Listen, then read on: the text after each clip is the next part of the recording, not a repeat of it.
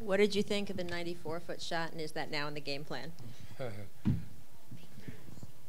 I guess for most people that would be kind of unbelievable, but seems to be par for the course. He's done that before. We've seen him in other playoffs do it before. Have you seen him do it before this year? No, I haven't.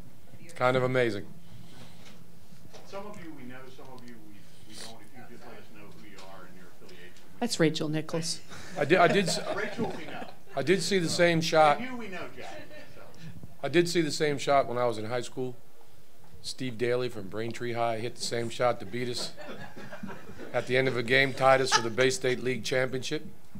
It was brutal. This one was a lot more fun. Boy, Steve Daly's going to love you tomorrow. That's well, pretty good. It's a true story. It was an incredible shot. Jackie McMullen from ESPN. I'm guessing that you want to have the conversation about getting business taken care of, close it out today. Did LeBron do a lot of that for you yesterday and maybe even this morning?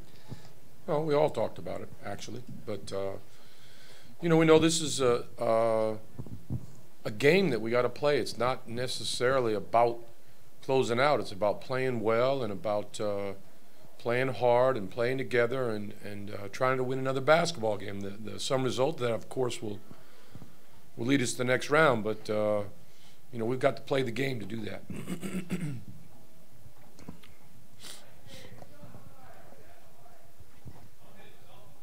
Chris Haynes, Cleveland.com. Coach, they're starting Jay Crowder today, actually.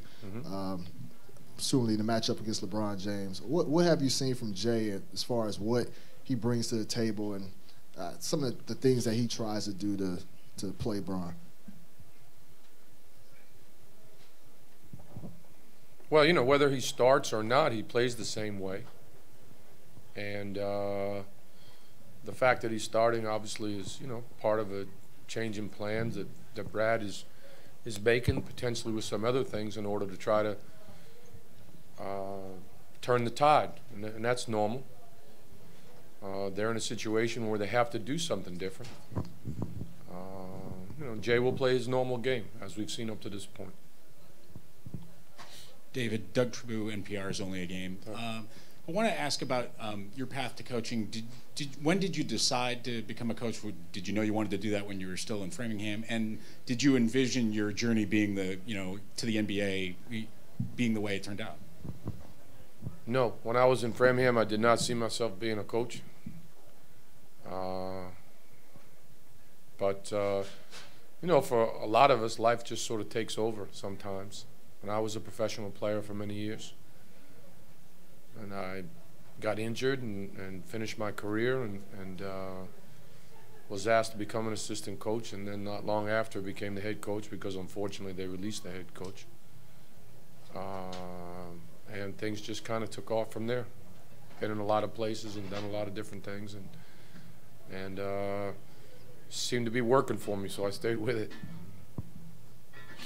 Dave McMenamin, ESPN.com on your right. Hi, Dave. Hey, there was a bit of the season there where you had really made strides in defensive field goal percentage, opponent's field goal percentage, and it slipped a little bit, but through the first games of this series, Boston's shooting about 43%.